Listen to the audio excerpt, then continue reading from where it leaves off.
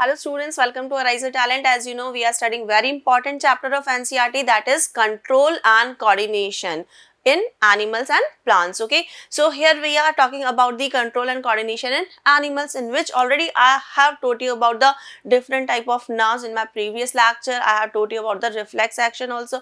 Okay, now I'm going to talk you about, or I'm going to teach you about the human nervous system. Okay, generally human nervous system, as I told you, nervous system is made up of neurons, which are the structural and functional unit of nervous system, because they control everything. Okay, and they perform different functions and they help us to do different activities, like we can feel, we can react accordingly. Okay, so thus we can say that the human nervous system consists of two parts. Okay, what are they? One is central nervous system. Okay, and another is peripheral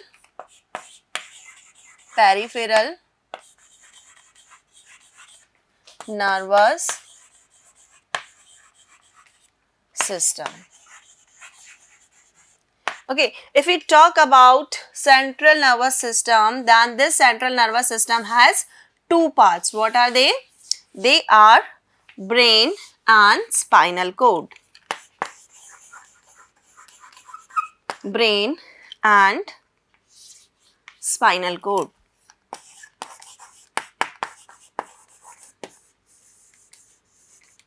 Okay.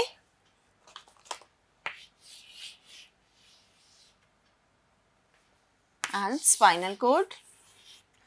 Next is peripheral nervous system. So peripheral nervous system again consists two parts, that is nerves. Okay, one is nerves and autonomic peripheral or autonomic nervous system. These nerves are again of three types. These nerves are again of three types. What are they? Cranial nerves. Okay. One is spinal nerves.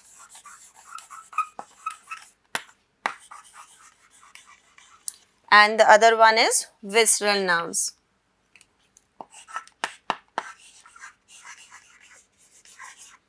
Visceral nerves. Okay, autonomic nervous system is again of two types, sympathetic and parasympathetic. It has again of two types, sympathetic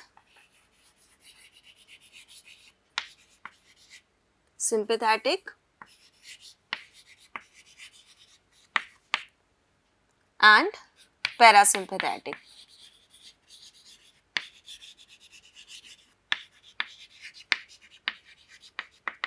Okay, so this is the division of nervous system, that it consists two parts, central nervous system and peripheral nervous system. Again, central nervous system is divided into two parts, brain and spinal cord. They are very important part of the nervous system, because they help us to perform different activities. Okay, here now next is peripheral nervous system, which consists different types of nerves. What type of nerves it consists? Cranial nerves, spinal nerve and visceral nerves. Okay, and another is autonomic nervous system, which consists two parts, sympathetic nervous system and parasympathetic nervous system. Now first of all we will talk about central nervous system, that is brain and spinal cord. Okay, so here we can see this is brain. Okay, here we can see this is the brain, and then spinal cord rises from the hair, from the end of the medulla. Okay, so this is the complete central nervous system.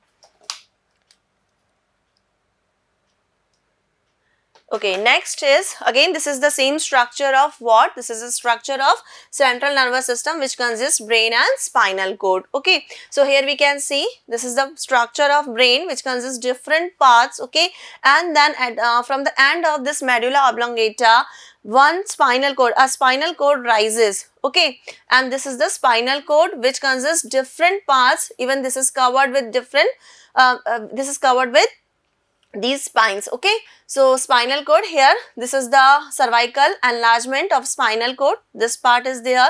Membranous covering is here. Here we can see this is the membranous covering, blue one, and these are the bony covering which are known as vertebral column. As we all know of, and I must say you all have studied about the spinal cord in the junior classes as well. So we all know that the spinal cord is made up of vertebrates. Okay, so these are the vertebral columns, and this region is known as lumbar enlargement of spinal cord. Okay, so this is the structure of central nervous system which consists brain and spinal cord.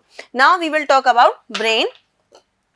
We will discuss the complete human nervous system in the details. First of all, I am going to start about the central nervous system with brain only.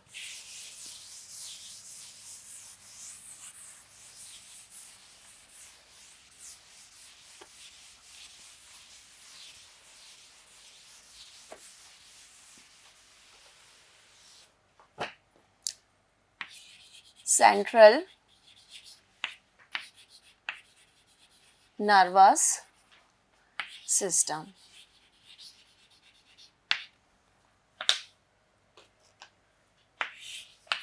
As I told you, central nervous system, here we can see central nervous system consists two parts, brain and spinal cord. So first we will talk about brain here.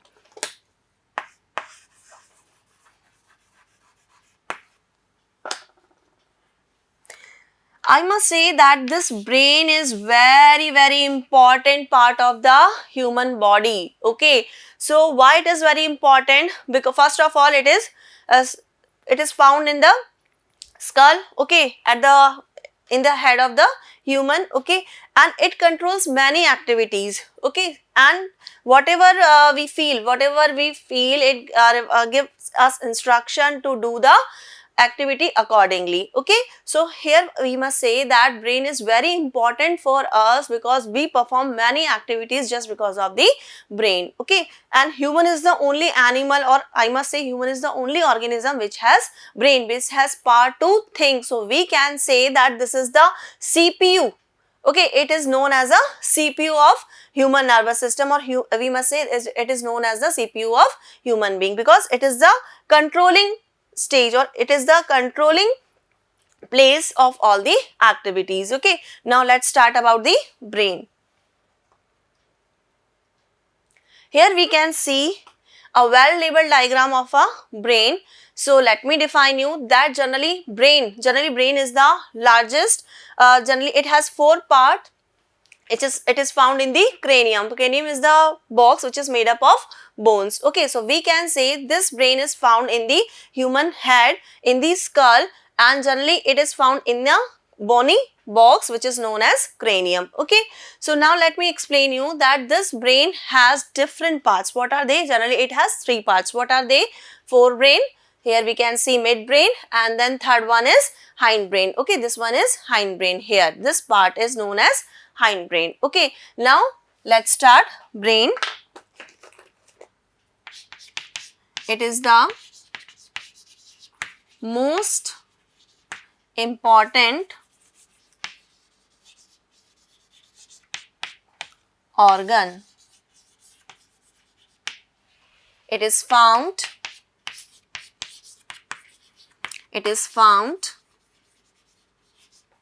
in cranium.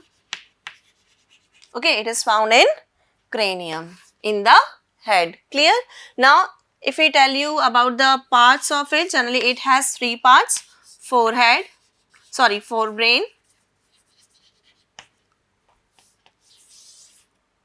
midbrain,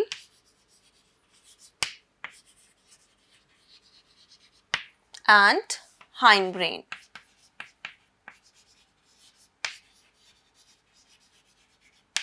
Okay, it has three parts: forebrain, midbrain and hindbrain. Here we can see that this forebrain has again different parts. What are then? Here you can see that it has cerebrum, thalamus and hypothalamus. Actually, these thalamus and hypothalamus are the parts of diencephalon. So we must say that the forebrain has actually two parts. What are they? Cerebrum and diencephalon. So let me mention here that forebrain has two parts. What are they? Cerebrum and diencephalon. Okay, and these are the parts of diencephalon. What are they? Thalamus and hypothalamus, which I'll teach you in detail. Next is midbrain. Here we can see this is the small part of the brain. Okay, and the more important thing is that the forebrain is the largest part of the brain because it consists cerebrum and diencephalon. Okay, here we can see it makes, and especially if we talk about the cerebrum, then we can see here there is yellow part is cerebrum only. Okay, and it consists we must say it consists 2/3 part of the complete brain. Here we can see here that this is the largest part of the brain. Next is midbrain. Midbrain, here we can see this is the small part. Okay, now next third part is hindbrain. Hindbrain, here it starts from here only. It has three parts. What are they? Pons, medulla oblongata and cerebellum. Now I'll teach you about the forebrain in detail. There I will show you the different lobes which are found in the cerebrum. But before that, I want to complete this thing that forebrain has two parts, cerebrum and diencephalon, as well as hindbrain has three parts. What are they? Pons, cerebellum and medulla oblongata. Okay, clear? So thus we can say that brain has three main parts: forebrain, midbrain and hindbrain. Okay, before that, as I'm teaching you about the brain, I must tell you that this brain has three membrane, means it is covered by three membrane, and these membrane are known as meninges. Okay, and these meninges, the gap between these meninges is known as cerebrospinal fluid. Okay, here I must mention the brain is covered by three membranes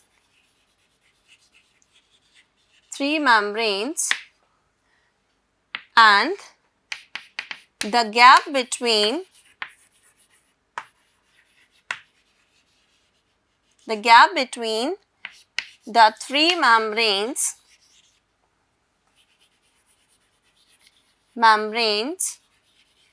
is filled with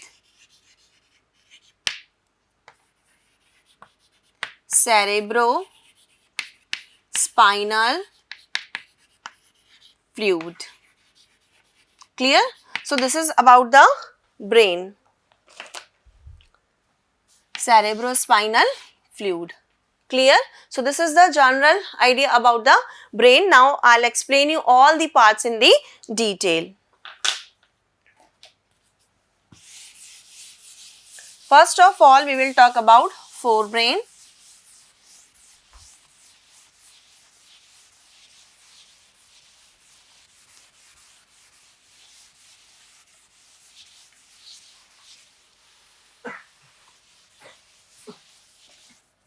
Now we will talk about what? We will talk about forebrain.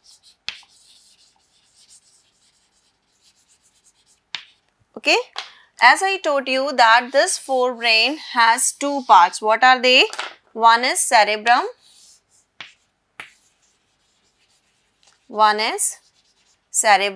and another is diencephalon.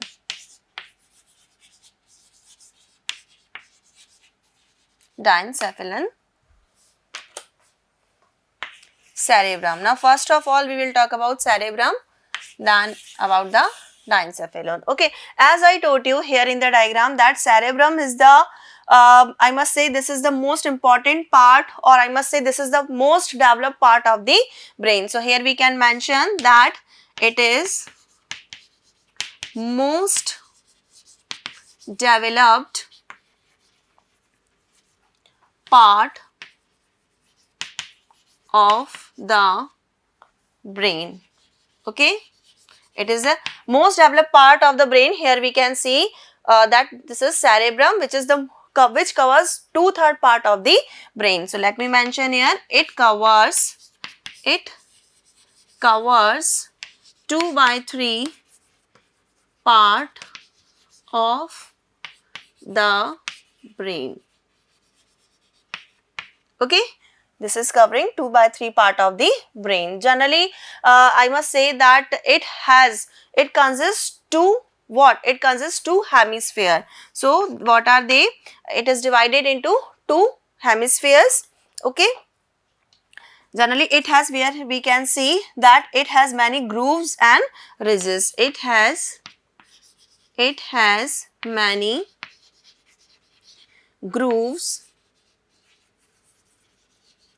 and ridges. Okay, it has many grooves and ridges, as well as it is divided into two cerebral hemisphere. It is divided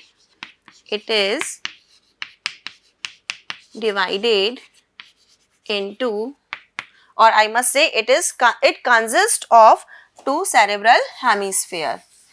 We can change the language. It consists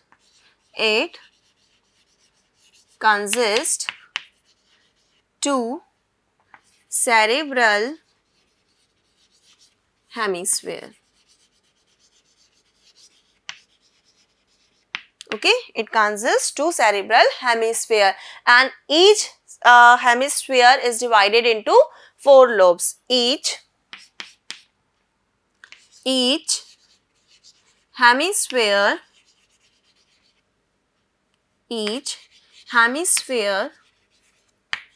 is divided into 4 lobes.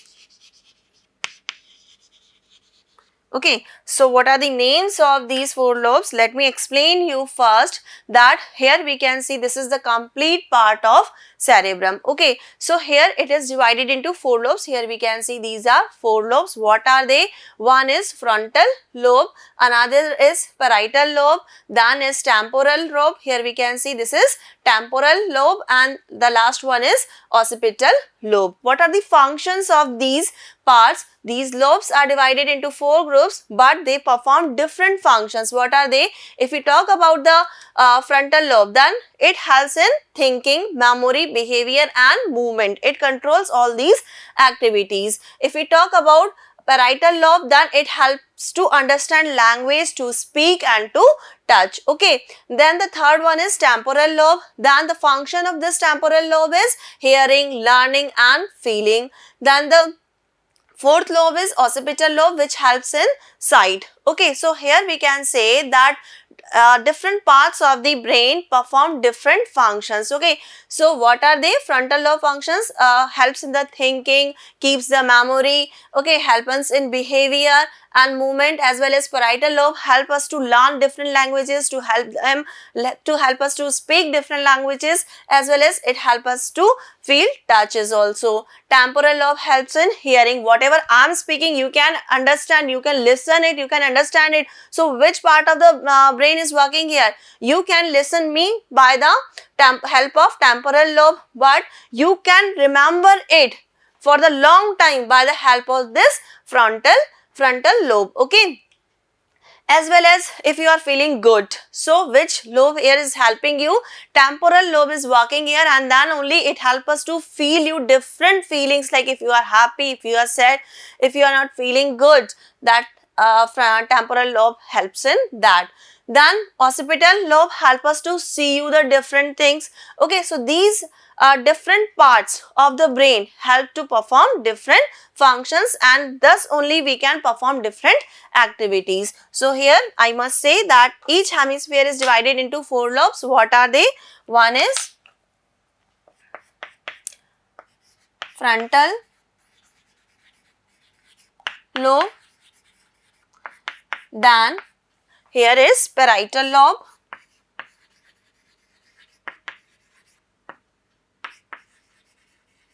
okay, then the third one is, here we can see temporal lobe,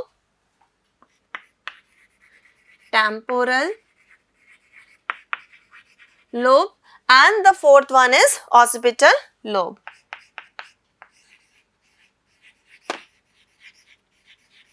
Occipital lobe. Okay, so this is all about the cerebrum. Now we will talk about the diencephalon. Diencephalon, as I told you that this forebrain consists two parts, cerebrum, and these thalamus and hypothalamus are the parts of diencephalon. Okay, so now we will talk about diencephalon. Generally it is covered by cerebrum. Here we can see most of the part of the brain is covered by cerebrum only. Okay, and this thalamus and hypothalamus are covered by cerebrum. Okay, so I must say it is small part of the brain. Okay, it is covered by cerebrum. Okay, generally it has two parts, thalamus and hypothalamus. Thalamus and hypothalamus. Okay.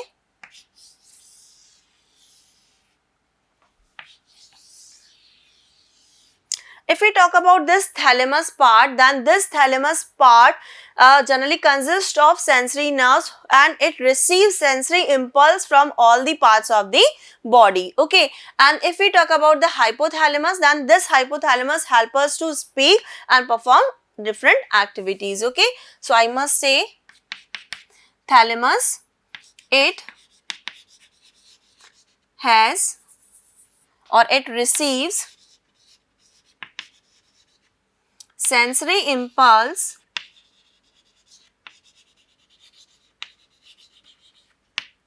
from all parts of body, all parts of the body. Okay, and the hypothalamus helps us to speak,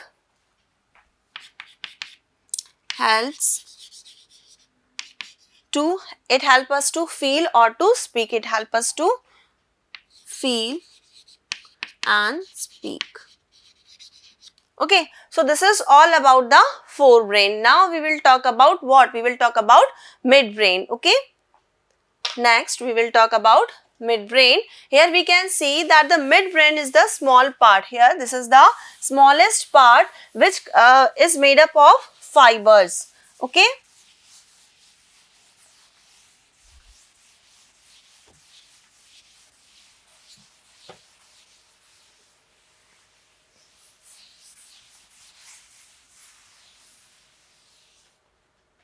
Now we will talk about second part of the brain, that is what? That is midbrain.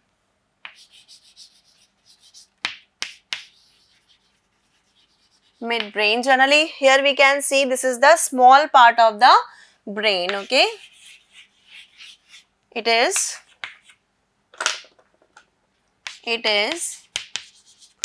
the small part of the brain. Okay, generally it has fiber tract, okay, which is known as crura cerebri. Okay, it has two fiber tract called crura cerebri. Crura cerebri. Okay, and it has what? It has 4 swellings of both the side of the brain, okay? It has 4 swellings of both the sides, which are known as corpora, quadrigemina,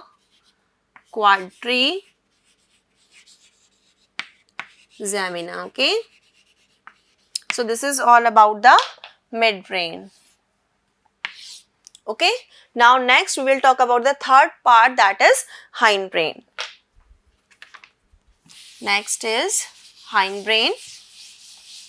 As I told you, generally it consists 3 parts. What are they? Pons, cerebellum and medulla oblongata. Third one is hind brain.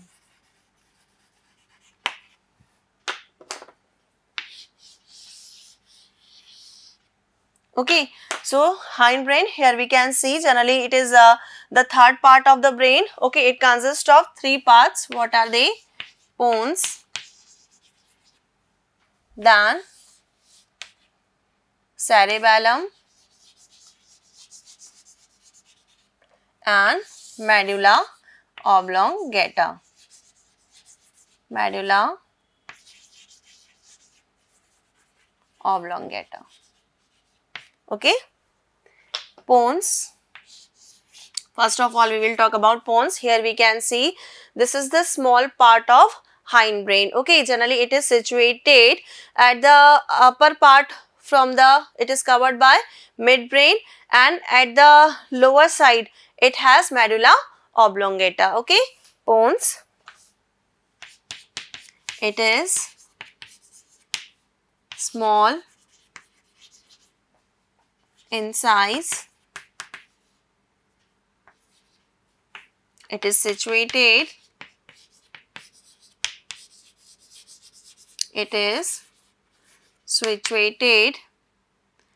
at the upper side. It is situated between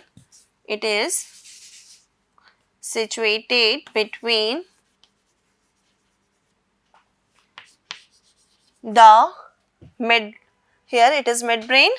It is situated between the midbrain at the upper side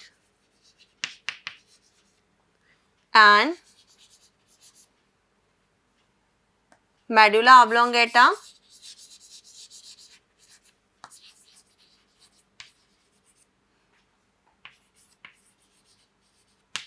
which is present at the lower side. Okay, next is cerebellum. This is very important. Here we can see this is the cerebellum part. Generally cerebellum has 3 lobes, okay, and what it does, it controls, or I must say it maintains balance and posture of the body. Cerebellum, it has 3 lobes, okay, and it maintains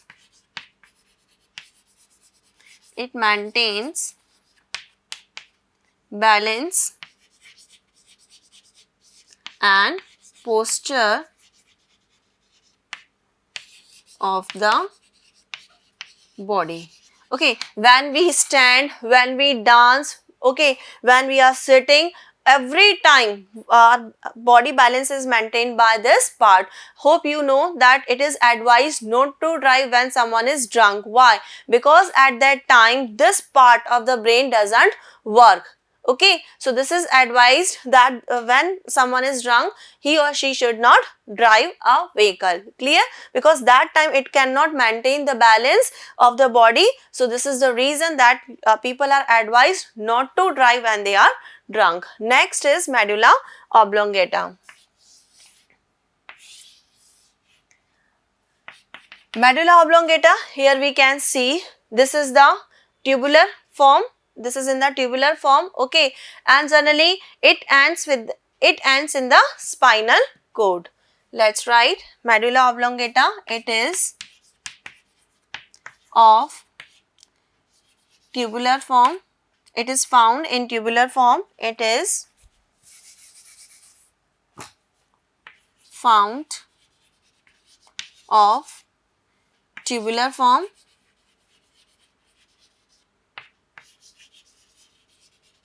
Okay, and it ends or it expands in the form of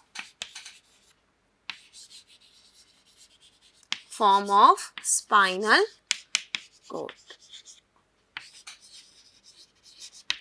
Clear? So here we studied about all the parts of the brain. What were they? Let's recall. They were forebrain. A brain has three parts. What are they? Forebrain, midbrain and hindbrain. Forebrain generally has two parts, cerebrum and diencephalon. Okay, cerebrum is the largest part of the brain. Midbrain is a small part, generally small part of the brain. Generally it consists of two parts again. Hindbrain again has three parts, which are, what are they? Pons, medulla oblongata and cerebellum. Now we will talk about the next part of the central nervous system, that is what? That is spinal cord. Here we discussed the first part, that is brain. Now we will talk about the spinal cord. So next part of the central nervous system is spinal cord.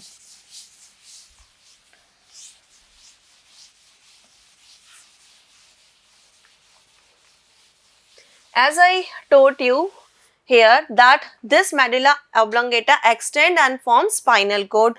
Okay, so now let's talk about spinal cord. Here we can see this is the spinal cord, but in this structure we can understand that this spinal cord is covered by vertebral columns. Okay, next topic is spinal cord.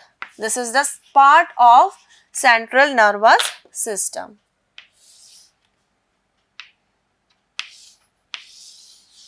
Okay, so I must say it is the expanded form of medulla